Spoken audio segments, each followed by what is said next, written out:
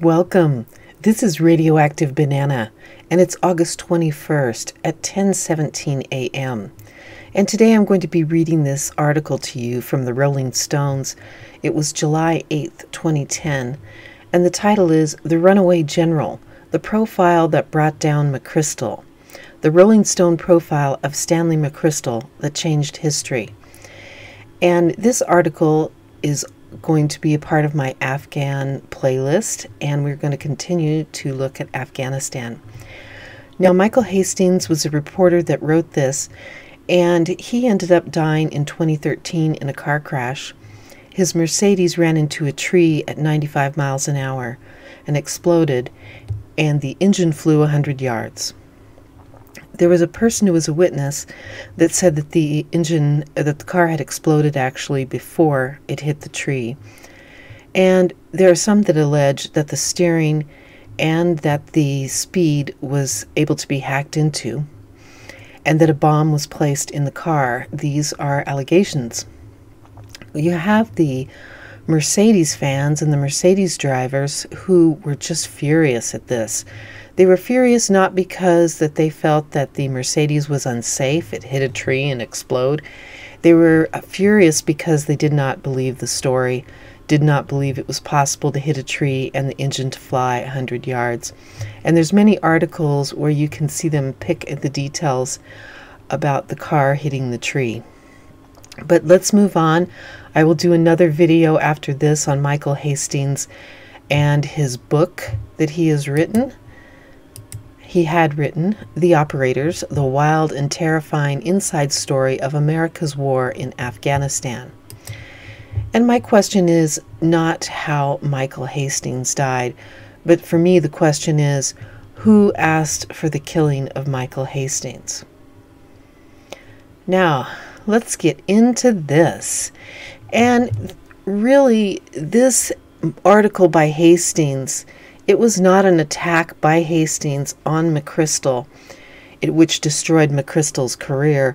It was McChrystal's own actions, deeds, and words. He destroyed himself. And Hastings was just the biographer. That's just what it was. After this article, he was pulled out of Afghanistan. And this was talked about Obama on TV, and we'll see that in my next video. But now let's dig into this article. How'd I get screwed into going to this dinner, demands General Stanley McChrystal.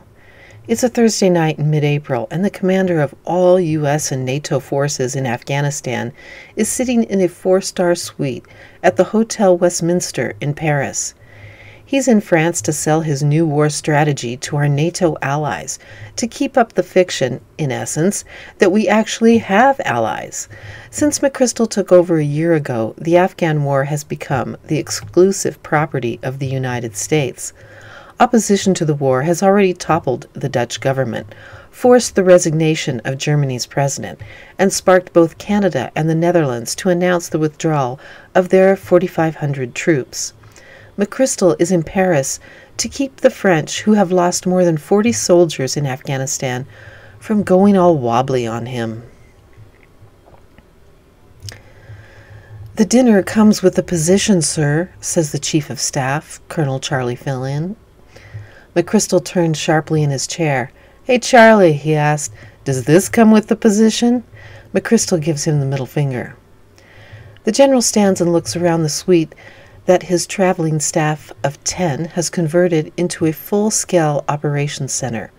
The tables are crowded with silver Panasonic tough books, and blue cables crisscross the hotel's thick carpet, hooked up to satellite dishes to provide encrypted phone and email communications. Dressed in an off-the-rack civilian casual blue tie, button-down shirt, dress slacks, McCrystal is way out of his comfort zone. Paris, as one of his advisors says, is the most anti-McCrystal city you can imagine. The general hates fancy restaurants, rejecting any place with candles on the table as too Gucci. He prefers Bud Light Lime, his favorite beer, to Bordeaux, Talladega Nights, his favorite movie, to Jean-Luc Godard. Besides, the public eye has never been a place where McChrystal felt comfortable. Before President Obama put him in charge of the war in Afghanistan, he spent 5 years running the Pentagon's most secret black ops. Black ops, you say? You think they didn't need black ops in Afghanistan? What's the update on the Kandahar bombing? McCrystal asked Flynn. The city has been rocked by 2 massive car bombs in the past day alone, calling into question the general's assurances that he can wrest it from the Taliban. We have 2 KIAs, but that hasn't been confirmed, Flynn said. McCrystal takes a final look at the suite. At 55, he is gaunt and lean, not unlike the old version of Christian Bale in Rescue Dawn. His slate blue eyes have the unsettling ability to drill down when they lock on you. If you've fucked up or disappointed him, they can destroy your soul without the need for him to raise his voice. I'd rather have my ass kicked by a room full of people than go out to this dinner, McCrystal said. He paused a beat. Unfortunately, he adds, no one in this room could do it. With that, he's out the door. Who's he going to dinner with? I asked one of his aides. Some French minister, the aide tells me. It's fucking gay. The next morning, McCrystal and his team gathered to prepare for a speech he is giving at the École Militaire, a French military academy. The general prides himself on being sharper and ballsier than anyone else, but his brashness comes with a price.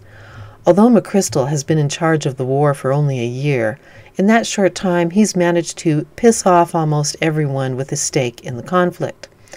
Last fall, during the question and answer session following a speech he gave in London, McCrystal dismissed the counterterrorism strategy being advocated by Vice President Joe Biden as short-sighted, saying it would lead to a state of chaosistan. The remarks earned him a smackdown from the president himself, who summoned the general to a terse private meeting aboard Air Force One. The message to McCrystal seemed clear. Shut the fuck up and keep a low profile.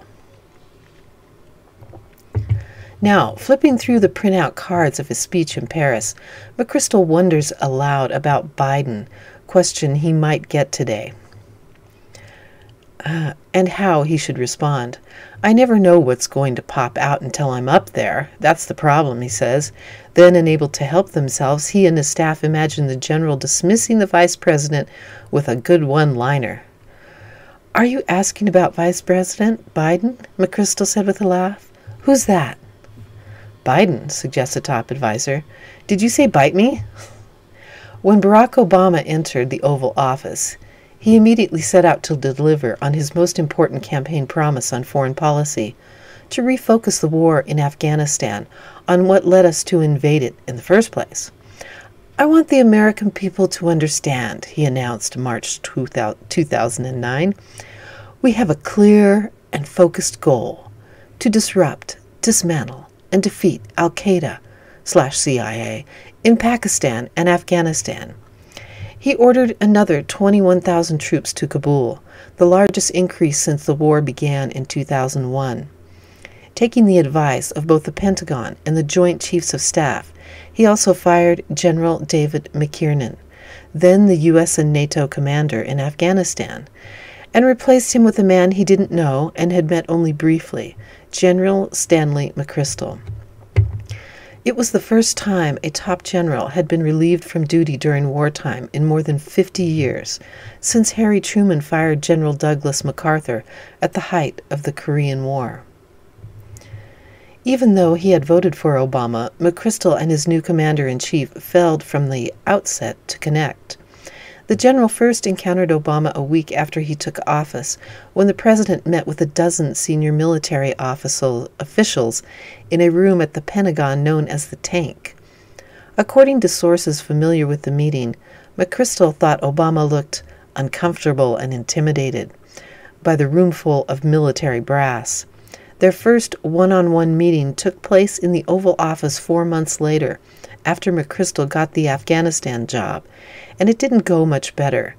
It was a 10-minute photo op, says advisor to McCrystal. Obama clearly didn't know anything about him, who he was. Here's the guy who's going to run his fucking war, but he didn't seem to be very engaged. The boss was pretty disappointed.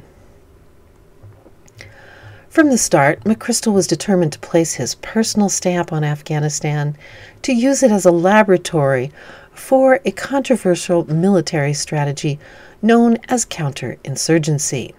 COIN, as the theory is known, is the new gospel of the Pentagon brass, a doctrine that attempts to square the military's preference for high-tech violence with the demands of fighting protracted wars in failed states. COIN calls for sending a huge number of ground troops to not only destroy the enemy, but to live among the civilian population and slowly rebuild or build from scratch another nation's government. A process that even its staunchest advocates admit requires years, if not decades, to achieve. The theory essentially rebrands the military, expanding its authority and its funding to encompass the diplomatic and political sides of warfare. Think Green Berets as an armed Peace Corps. In 2006, after General David Petraeus beta-tested the theory during his surge in Iraq, it quickly gained a hardcore following of think tankers, journalists, military officers, and civilian officials. Nicknamed Coindinistas for their cultish zeal, this influential cadre believed the doctrine would be the perfect solution for Afghanistan. All they needed was a general with enough charisma and political savvy to implement it. Now let me explain counterinsurgency to you in my previous video that I've done on Afghanistan, where I talk about the military's failure and complicity with the CIA and Taliban. I show a document in there that is about the military's objective to the Committee on Foreign Relations, and it states that this counterinsurgency means that they are going to now go after the drug traffickers. This is their new plan, and they're going to stop the Taliban, stop their drug trafficking. They are going to start building crops, because Afghanistan hasn't had crops in 30 years because it's all poppies. And they are going to take out 50 leaders from the Taliban. So that was what they were going to do. They're going to live among the people, become their friends, help them build their government. And that has been the plan. And none of that was accomplished at all. As McCrystal leaned on Obama to ramp up the war, he did it with the same fearlessness he used to track down terrorists in Iraq. Figure out how your enemy operates, be faster and more ruthless than everybody else, then take the fuckers out. After arriving in Afghanistan last June, the general conducted his own policy review ordered up by Defense Secretary Robert Gates. The now infamous report was leaked to the press, and its conclusion was dire. If we didn't send another 40,000 troops, swelling the number of U.S. forces in Afghanistan by nearly half, we were in danger of mission failure. The White House was furious. McCrystal, they felt, was trying to bully Obama, opening him up to charges of being weak on national security, unless he did what the general wanted. It was Obama versus the Pentagon, and the Pentagon was determined to kick the president's ass.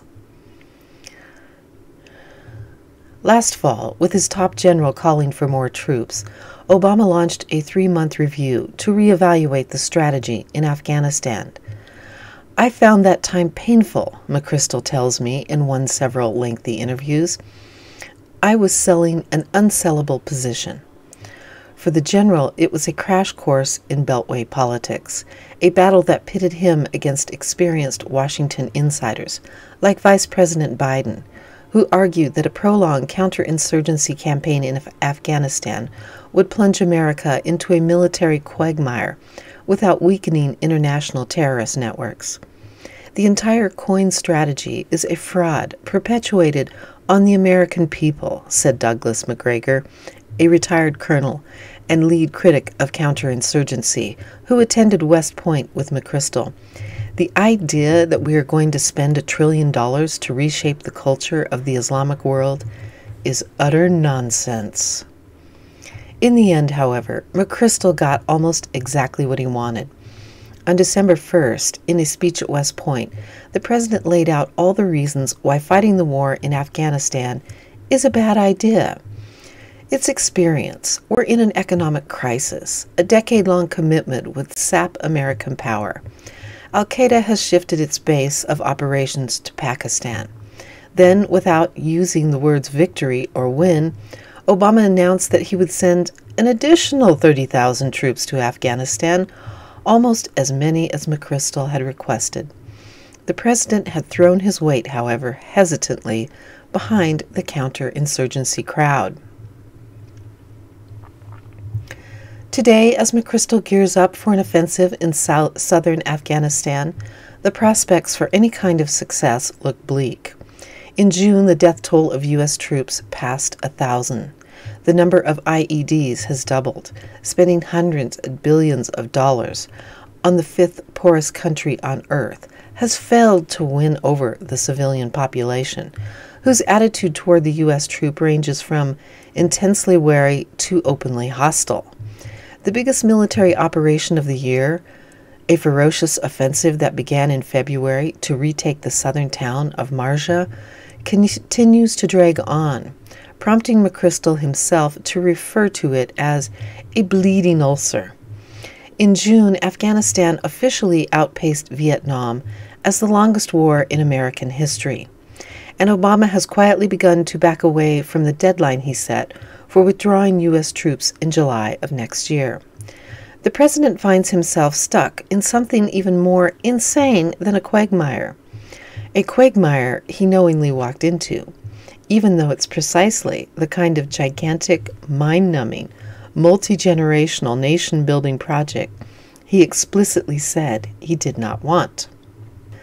Even those who support McCrystal and his strategy of counterinsurgency know that whatever the general manages to accomplish in Afghanistan, it's going to look more like Vietnam than Desert Storm. It's not going to look like a win, smell like a win, or taste like a win, said Major General Bill Mayville, who serves as Chief of Operations for McCrystal. That is going to end in an argument. The night after his speech in Paris, McCrystal and his staff head to Kitty O'Shea's, an Irish pub catering to tourists around the corner from the hotel. His wife Annie has joined him for a rare visit.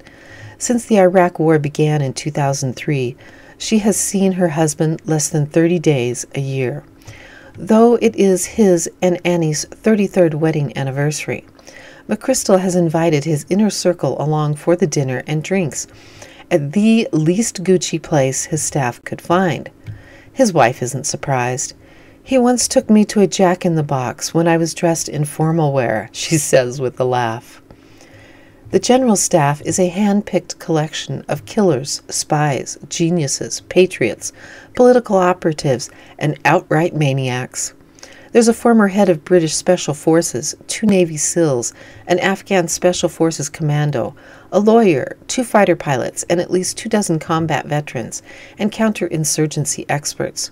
They jokingly refer to themselves as Team America, taking the name from the South Park-esque send-up of military cluelessness.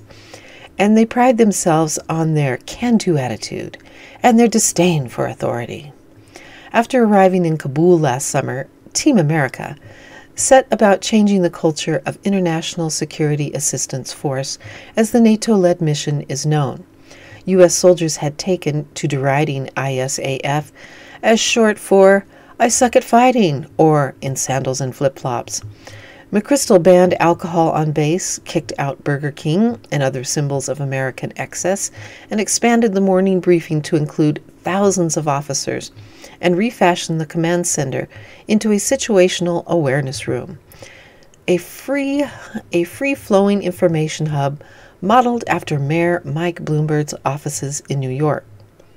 He also set a manic pace for his staff, becoming legendary for sleeping 4 hours a night, running 7 miles each morning, and eating 1 meal a day.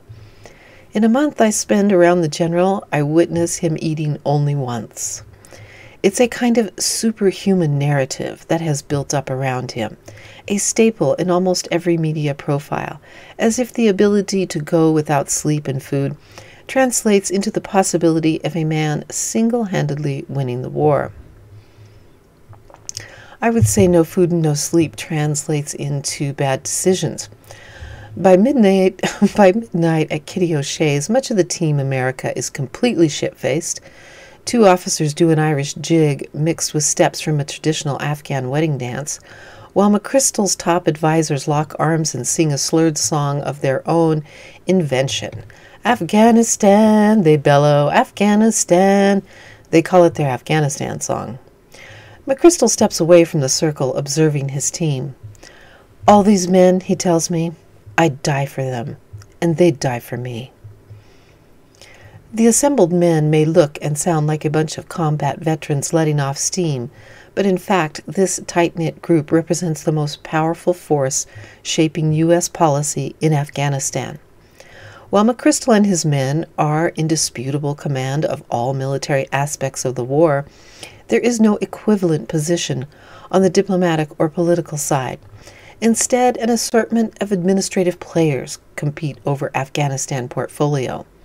U.S. Ambassador Earl Eikenberry, Special Representative to Afghanistan Richard Holbrooke, National Security Advisor Jim Jones, and Secretary of State Hillary Clinton, not to mention 40 or so other coalition ambassadors and a host of talking heads who try and insert themselves into the mess, from John Kerry to John McCain. This diplomatic incoherence has effectively allowed McChrystal's team to call the shots and hampered efforts to build a stable and credible government in Afghanistan. It jeopardizes the mission, says Stephen Biddle, a senior fellow at the Council on Foreign Relations, who supports McChrystal.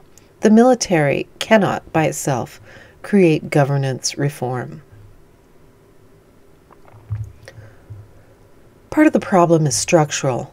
The Defense Department budget exceeds $600 billion a year, while the State Department only receives $50 billion. But part of the problem is personal. In private, Team McCrystal likes to talk shit about how many of Obama's top people on the diplomatic side. One aide calls Jim Jones, a retired four-star general and a veteran of the Cold War, a clown who remained stuck in 1985. Politicians like McCain and Kerry, says another aide, turn up, have a meeting with Karzai, criticize him at the airport press conference, then get back for the Sunday talk shows. It's not very helpful. Only Hillary Clinton receives good reviews from McChrystal's inner circle. Hillary had Stan's back during the strategic review, says an advisor. She said, if Stan wants it, give him what he needs. McCrystal reserves special skepticism for Holbrooke, the official in charge of reintegrating the Taliban. The boss says he's like a wounded animal, says a member of the general's team. Holbrooke keeps hearing rumors that he's going to get fired, so that makes him dangerous. He's a brilliant guy, but he just comes in, pulls on a lever, whatever he can grasp onto. But this is COIN, and you can't just have someone yanking on shit. At one point on his trip to Paris, McCrystal checks his BlackBerry. "Oh, not another email from Holbrooke," he groans. "I don't even want to open it." He clicks on the message and reads the salutation out loud, then stuffs the BlackBerry back in his pocket, not bothering to conceal his annoyance.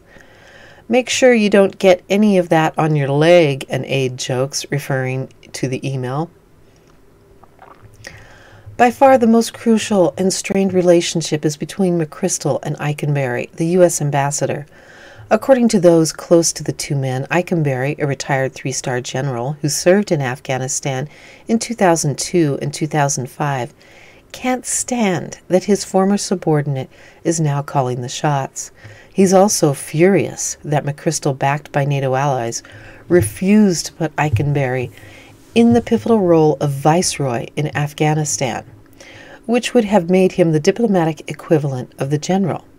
The job instead went to a British ambassador, Mark Sedwill, a move that effectively increased McChrystal's influence over diplomacy by shutting out a powerful rival.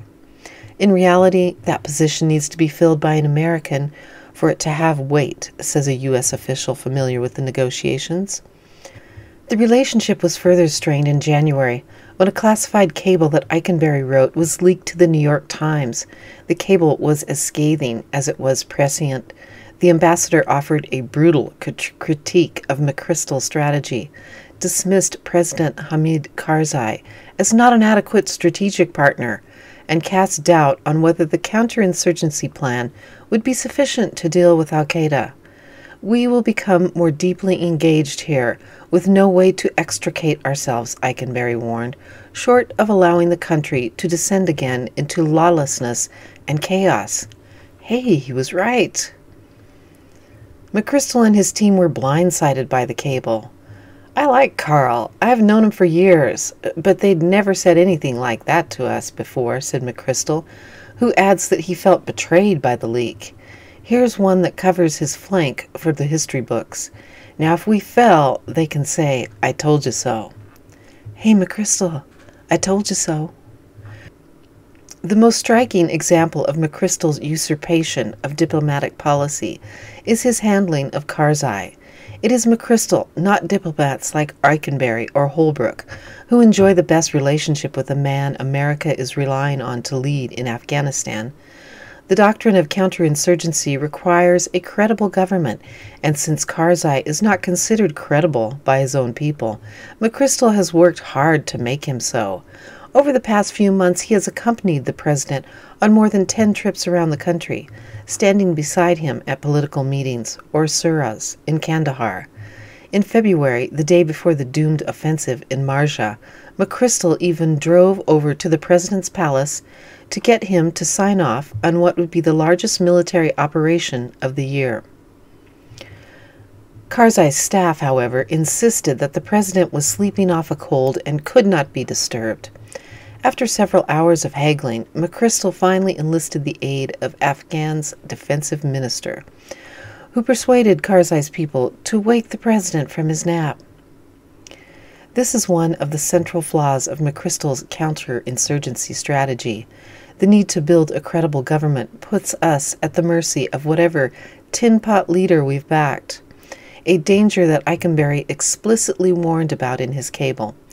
Even Team McChrystal privately acknowledges that Karzai is less than ideal partner.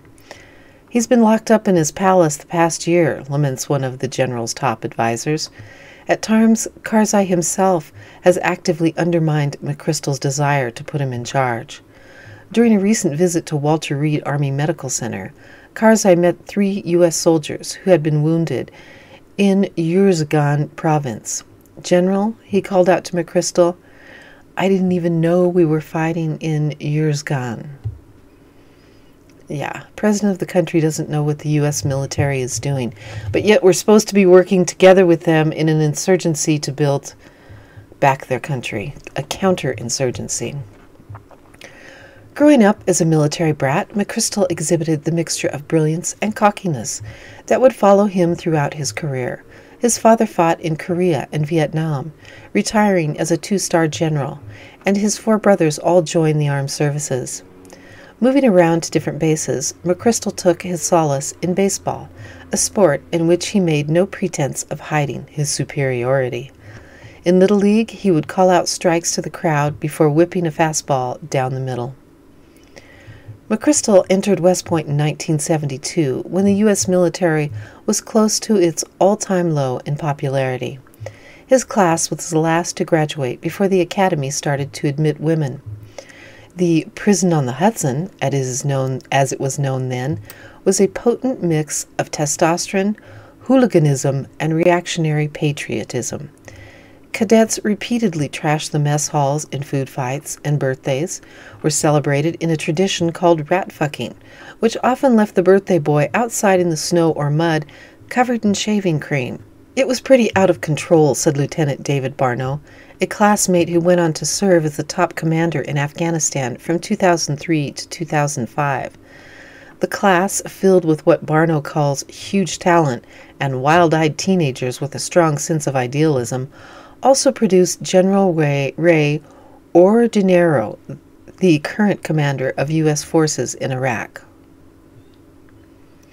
The son of a general, McCrystal also a ringleader of the campus dissidents, a dual role that taught him how to thrive in a rigid, top-down environment, while thumbing his nose at authority every chance he got.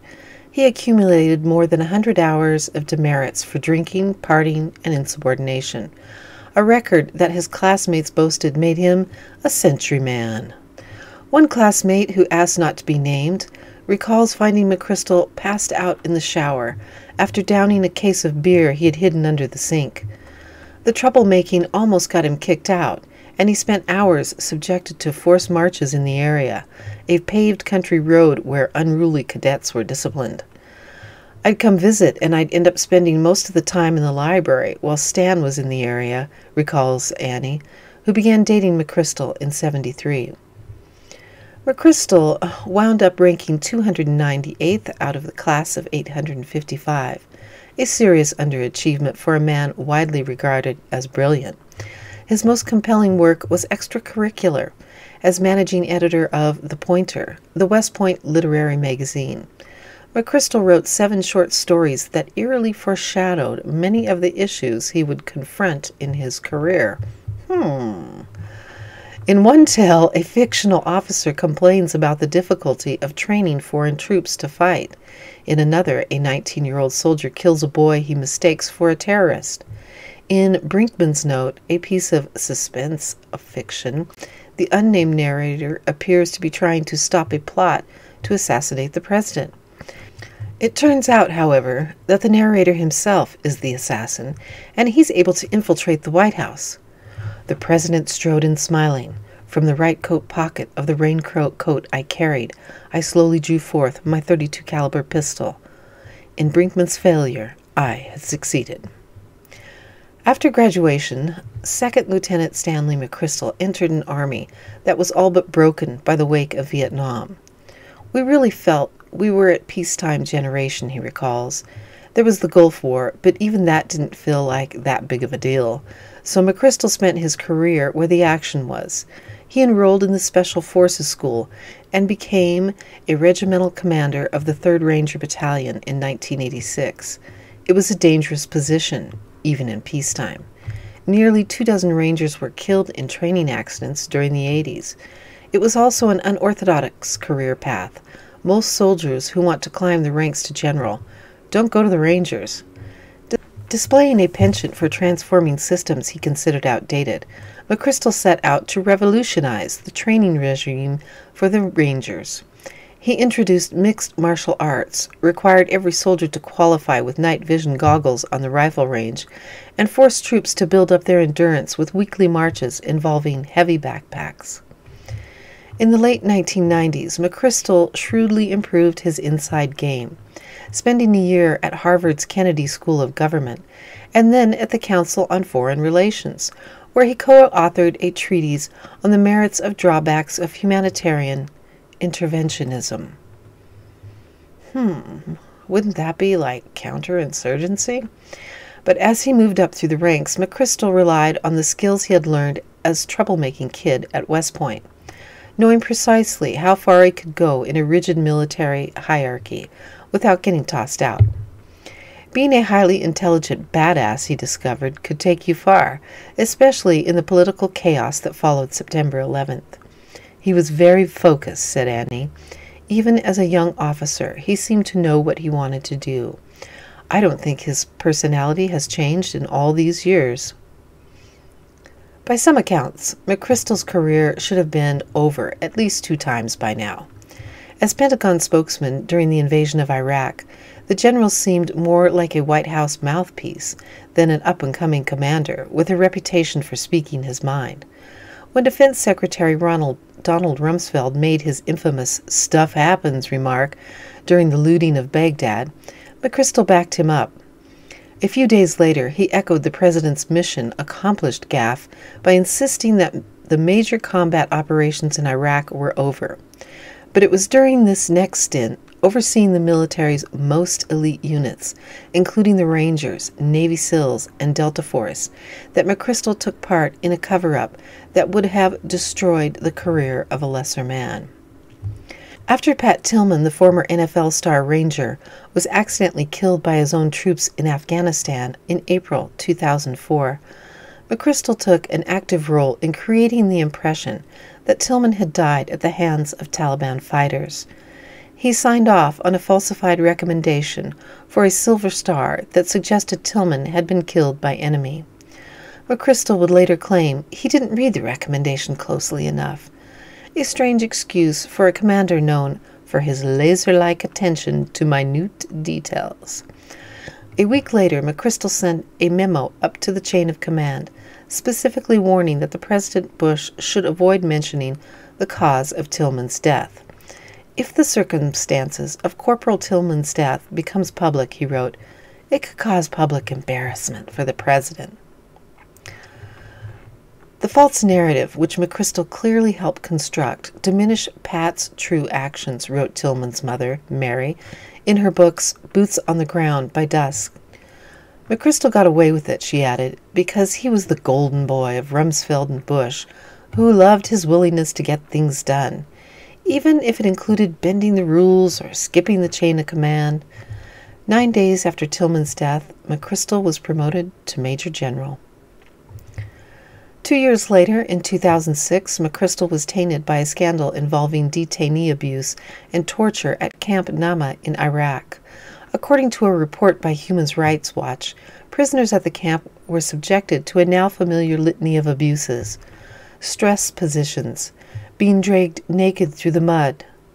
McCrystal was not disciplined in the scandal, even though an interrogator at the camp reported seeing him inspect the prison multiple times. But the experience was so unsettling to McCrystal that he tried to prevent detainee operations from being placed under his command in Afghanistan, viewing them as a political swamp, according to a U.S. official. In May 2009, as McCrystal prepared for his confirmation hearings, his staff prepared him for hard questions about Camp Nama and Tillman cover-up. But the scandals barely made a ripple in Congress, and McCrystal was soon on his way back to Kabul to run the war in Afghanistan. The media, to a large extent, has also given McCrystal a pass on both controversies. Where General Petraeus is kind of a dweeb, a teacher's pet with a ranger's tab, McCrystal is a snake-eating rebel, a Jedi commander, as Newsweek called him. He didn't care when his teenage son came home with blue hair and a mohawk.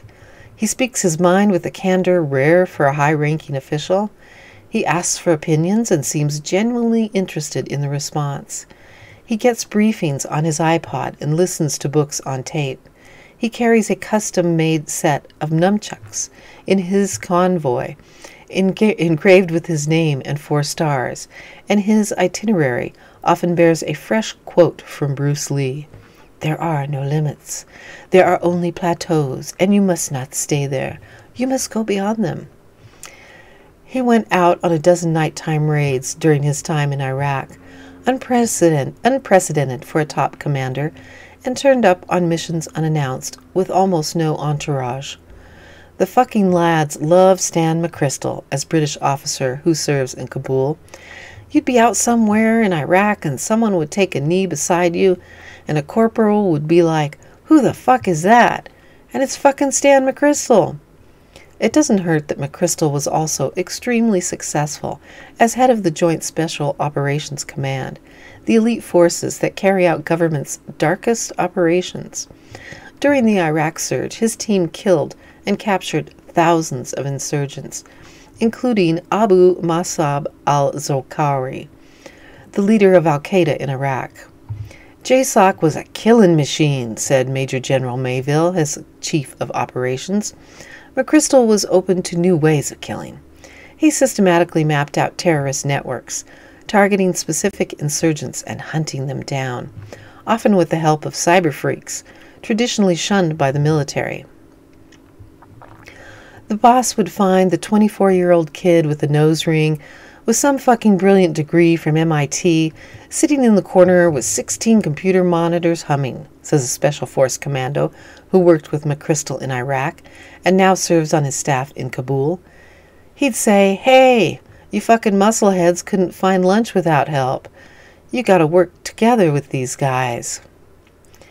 Even in his new role as America's leading evangelist for counterinsurgency, McCrystal retains the deep-seated instincts of a terrorist hunter, To put pressure on the Taliban, he has upped the number of special forces units in Afghanistan from 4 to 19. "You'd better be out there hitting 4 or 5 targets tonight," McCrystal will tell a Navy SEAL he sees in the hallway at the headquarters. Then he'd add, "I'm going to have to scold you in the morning for it, though." In fact, the general frequently finds himself apologizing for the disastrous consequences of counterinsurgency. In the first 4 months of this year, NATO forces killed some 90 civilians, and up 75% from the same period in 2009. A record has created tremendous resentment among the very population that COIN theory is intent on winning over. In February, a Special Forces night raid ended in the deaths of 2 pregnant Afghan women and allegations of a cover-up, and in April, protests erupted in Kandahar after U.S. forces accidentally shot up a bus, killing 5 Afghans. "We've shot an amazing number of people," McCrystal recently conceded. Despite the tragedies and miscues, McCrystal has issued some of the strictest directives to avoid civilian casualties that the U.S. military has ever encountered in a war zone. It's insurgent math, as he calls it. For every innocent person you kill, you create 10 new enemies. He has ordered convoys to curtail their reckless driving, put restrictions on the use of air power, and severely limited night raids. He regularly apologizes to Hamid Karzai when civilians are killed and berates commanders responsible for civilian deaths. "For a while," says one U.S. official, "the most dangerous place to be in Afghanistan was in front of McCrystal after a Civ Cas incident." The ISAF command has even discussed ways to make not killing into something you can win an award for. There's talk of creating a new medal for courageous restraint, a buzzword that's unlikely to gain much traction in the gung-ho culture of the U.S. military. But however strategic they may be, McCrystal's new marching orders have caused an intense backlash among his troops. Being told to hold their fire, soldiers complain it puts them at great danger. "Bottom line," says a former Special Forces operator who has spent years in Iraq and Afghanistan, "I would love to kick McCrystal in the nuts." His rules of engagement put soldiers' lives in even greater danger. Every real soldier will tell you the same thing. In March, McCrystal traveled to Combat Outpost JFM, a small encampment on the outskirts of Kandahar, to confront such accusations from the troops directly. It was a typically bold move by the general. Only 2 days earlier, he had received an email from Israel Arroyo, a 25-year-old staff sergeant, who asked McCrystal to go on a mission with his unit. "I'm writing because I was said you don't care about the troops and have made it harder to defend ourselves," Arroyo wrote. Within hours, McCrystal responded personally. "I'm saddened by the accusation that I don't care about soldiers, and it is something I suspect any soldier takes both personally and professional. At least I do. But I know perceptions depend upon your perspective at the time, and I respect that every soldier's view is his own." Then he showed up at Arroyo's outpost and went on a foot patrol with the troops, not some bullshit photo op stroll through the market, but a real live operation in a dangerous war zone. 6 weeks later, just before McCrystal returned from Paris, the general received another email from Arroyo. A 23-year-old corporal named Michael Ingram, one of the soldiers McCrystal had gone on patrol with, had been killed by an IED a day earlier. It was the third man the 25-member platoon had lost in a year, and Arroyo was writing to see if the general would attend Ingram's memorial service. "He's started to look up to you," Arroyo wrote. McCrystal said he would try to make it down and pay his respects as soon as possible. The night before the general is scheduled to visit Sergeant Arroyo's platoon for the memorial, I arrive at Combat Outpost JFM to speak with the soldiers he had gone on patrol with. JFM is a small encampment ringed by high blast walls with guard towers. Almost all the soldiers here have been in repeated combat tours in both Iraq and Afghanistan, and have seen some of the worst fighting in both wars. but they are especially angered by Ingram's death.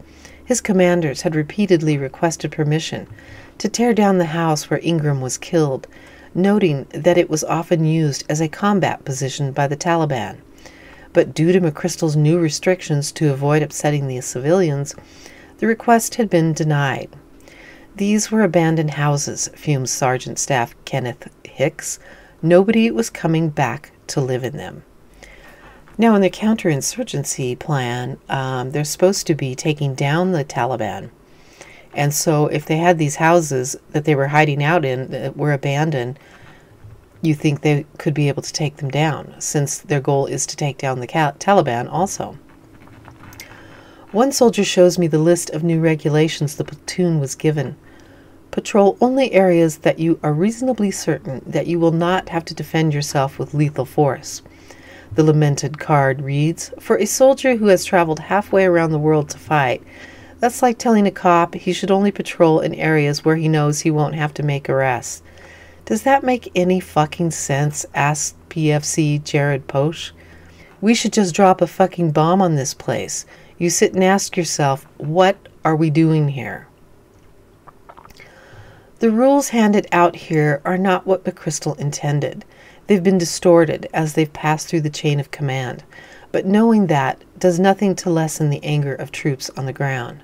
Fuck, when I came over here and heard that McCrystal was in charge, I thought we would be get out our fighting gun on, says Hicks, who has served 3 tours of combat.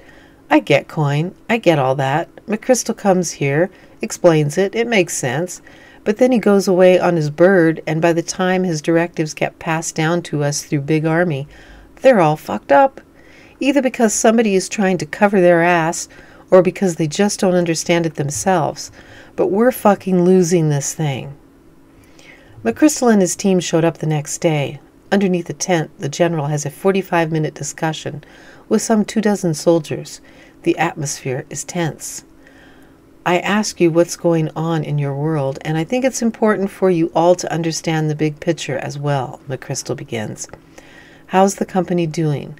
You guys feeling sorry for yourselves? Anybody? Anybody feel like you're losing? McCrystal says.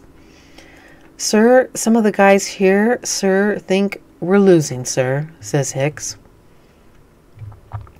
McCrystal nods. Strength is leading when you just don't want to lead, he tells the men. You're leading by example. That's what we do, particularly when it's really, really hard and hurts inside. Then he spends 20 minutes talking about counterinsurgency, diagramming his concepts and principles on a whiteboard. He makes COIN seem like common sense, but he's careful not to bullshit the men. We are knee-deep in the decisive year, he tells them. The Taliban, he insists, no longer has the initiative. But I don't think we do either. It's similar to the talk he gave in Paris, but it's not winning any hearts and minds among the soldiers. This is the philosophical part that works with think tanks, McCrystal tries to joke, but it doesn't get the same reception from infantry companies. During the question and answer period, the frustration boils over. The soldiers complain about not being allowed to use lethal force, about watching insurgents they detain be freed for lack of evidence. They want to be able to fight like they did in Iraq, like they had in Afghanistan before McCrystal. We aren't putting fear into the Taliban, one soldier says. Winning hearts and minds in COIN is a cold-blooded thing, McCrystal says, citing an oft-repeated maxim that you can't kill your own way out of Afghanistan. The Russians killed 1 million Afghans, and that didn't work. I'm not saying go out and kill everybody, sir, the soldier persists. You say we've stopped the momentum of insurgency. I don't believe that's true in this area. The more we pull back, the more we restrain ourselves, the stronger it's getting. I agree with you, McCrystal says. In this area, we've not made progress, probably. You have to show strength here. You have to use fire. What I'm telling you is, fire costs you.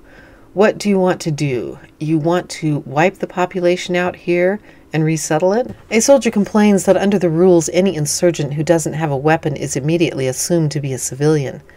That's the way the game is, McCrystal says. It's complex. I can't just decide. It's shirts and skins. and we'll kill all the shirts. As the discussion ends, McCrystal seems to sense that he hasn't succeeded at easing the men's anger. He's made one last-ditch effort to reach them, acknowledging the death of Corporal Ingram. "There's no way I can make that easier," he tells them. "No way I can pretend it won't hurt. No way I can tell you not to feel that. I will tell you you're doing a great job. Don't let the frustrations get to you." The session ends with no clapping and no real resolution. McCrystal may have sold President Obama on counterinsurgency, but many of his own men aren't buying it. When it comes to Afghanistan, history is not on McChrystal's side. The only foreign invader to have any success here was Genghis Khan, and he wasn't hampered by things like human rights, economic development, and press scrutiny. The COIN doctrine bizarrely draws inspiration from some of the biggest Western military embarrassments in recent history. France's nasty war in Algeria, lost in 1962, and the American misadventure in Vietnam, lost in 1975. McCrystal, like other advocates of COIN, readily acknowledges that counterinsurgency campaigns are inherently messy, expensive, and easy to lose. Even Afghans are confused by Afghanistan, he says. But even if he somehow manages to succeed after years of bloody fighting with Afghan kids who pose no threat to the U.S. homeland, the war will do little to shut down Al-Qaeda/CIA, which has shifted its operations to Pakistan. Dispatching 150 troops to build new schools, roads, mosques, and water treatment facilities around Kandahar is like trying to stop the drug war in Mexico by occupying Arkansas and building Baptist churches in Little Rock. That's a great line. It's all very cynical, politically, says Mark Segman, a former CIA case officer who has extensive experience in the region. Afghanistan is not our vital interest. There's nothing there for us. Oh, I'm sure there is. There's a whole drug trafficking situation going on. In mid-May, 2 weeks after visiting the troops in Kandahar, McCrystal travels to the White House for a high-level visit with Hamid Karzai. It is a triumphant moment for the general, one that demonstrates he is very much in command, both in Kabul and in Washington. In the East Room, which is packed with journalists and dignitaries, President Obama sings the praises of Karzai. The two leaders talk about how great their relationship is, about the pain they feel over civilian casualties. They mention the word progress 16 times in under an hour, but there is no mention of victory. Still, the session represents the most forceful commitment that Obama has made to McChrystal's strategy in months. There is no denying the progress that the Afghan people have made in recent years in education, healthcare, and economic development, the president says. As I saw the lights across Kabul when I landed, lights that would have not been visible just a few years earlier. It is a disconcerting observation for Obama to make. During the worst years in Iraq, when the Bush administration had no real progress to point to, officials used to offer up the same exact evidence as success. It was one of our first impressions, one GOP official said in 2006, after landing in Baghdad at the height of the sectarian violence. So many lights shining brightly. Yeah, they had them before you got there, too. And took them all down. So it is to the language of the Iraq War that the Obama administration has turned. Talk of progress, of city lights, of metrics like healthcare and education. Rhetoric that just a few years ago they would have mocked. They are trying to manipulate perceptions because there is no definition of victory. Because victory is not even defined or recognizable, says Celeste Ward, a senior defense analyst at the Rand Corporation, who served as a political advisor to U.S. commanders in Iraq in 2006. That's the game we're in right now. What we need for strategic purposes is to create the perception that we didn't get run off. The facts on the ground are not great and are not going to become great with the near future. But facts on the ground, as history has proven, offer little deterrent to a military determined to stay the course. Even those closest to McCrystal know that the rising anti-war sentiment at home doesn't begin to reflect how deeply fucked up things are in Afghanistan. If Americans pulled back and started paying attention to this war, it would become even less popular, a senior advisor to McCrystal says. Such realism, however, doesn't prevent advocates of counterinsurgency from dreaming big. Instead of beginning to withdraw troops next year, as Obama promised, the military hopes to ramp up its counterinsurgency campaign even further. There's a possibility we could ask for another surge of U.S. forces next summer if we see success here, a senior military official in Kabul tells me.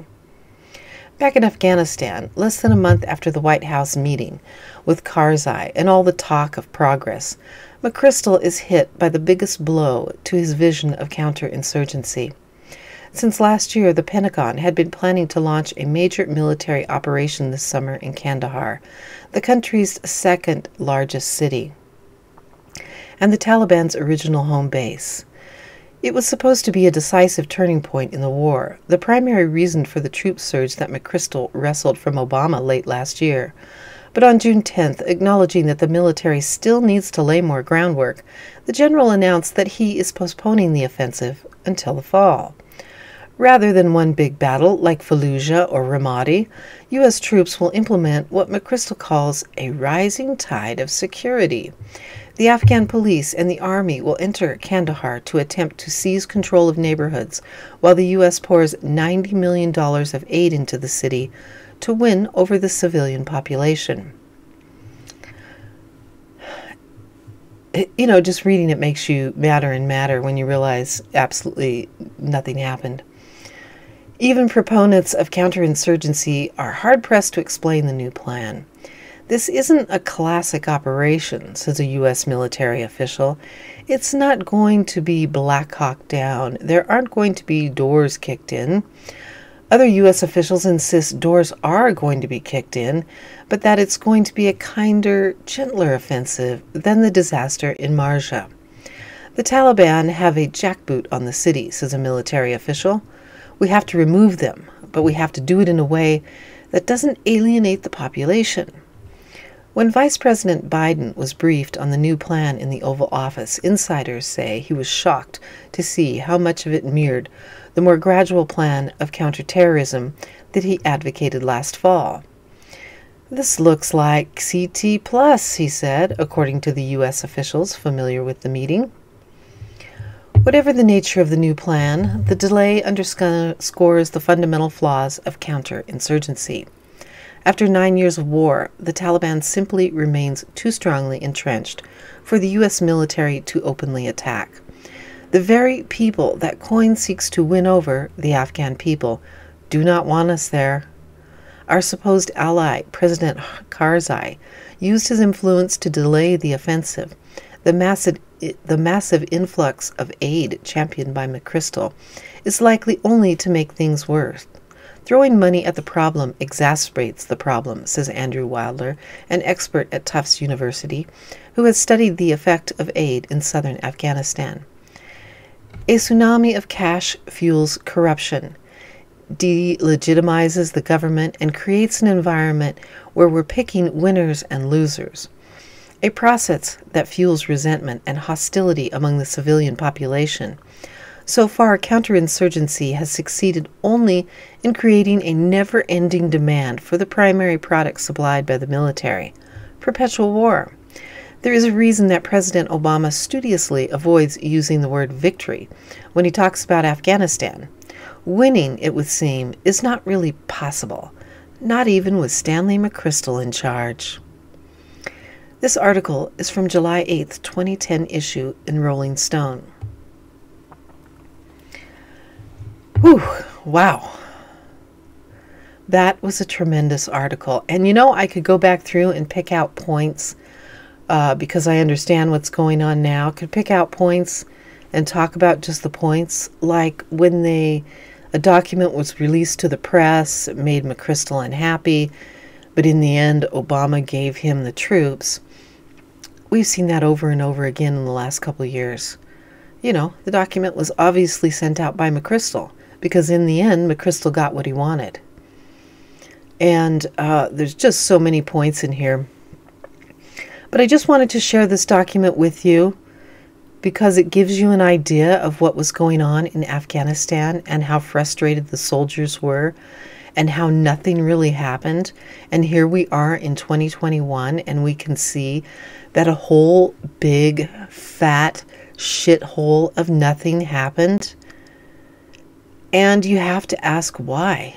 And you have to ask what really happened. What really happened in Afghanistan? Because whatever they're telling us is not true.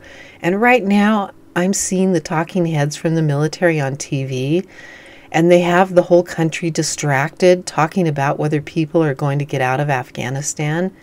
I really think we need to hit hard back with military arrests of the Joint Chiefs of Staff, of this Pentagon planning team, of the Advisory Policy Committee for the U.S. DoD, and all the generals, because something nefarious has obviously gone on.